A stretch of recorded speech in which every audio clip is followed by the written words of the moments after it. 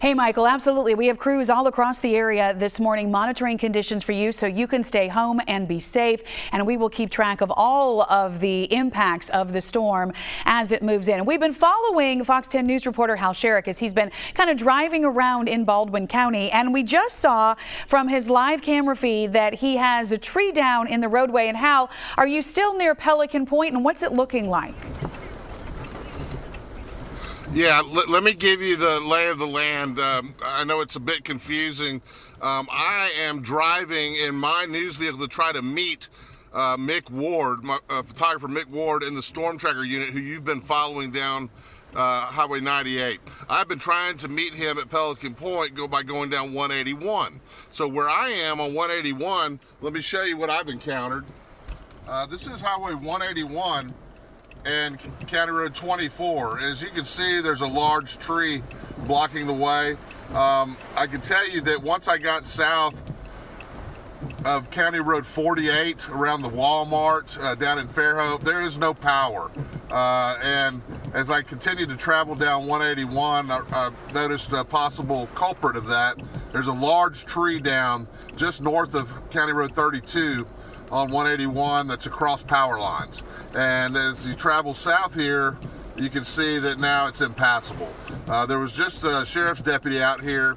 He and I both got out there trying to break these limbs off, you see, to see if this tree was at all movable. It is not. So they're gonna have to wait for crews to get out here and actually cut it out of the way.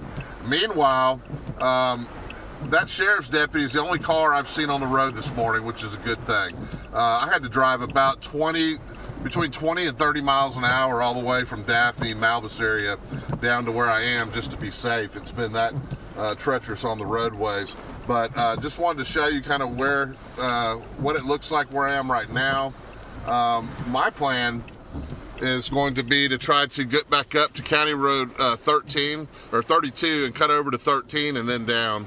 And we're going to try to bring you what it looks like at Pelican Point from that storm tracker vehicle if we can get there. So we've got to be slow, we've got to be careful.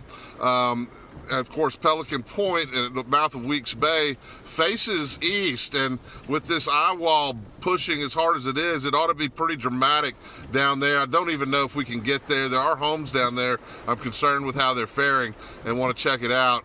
It's dark.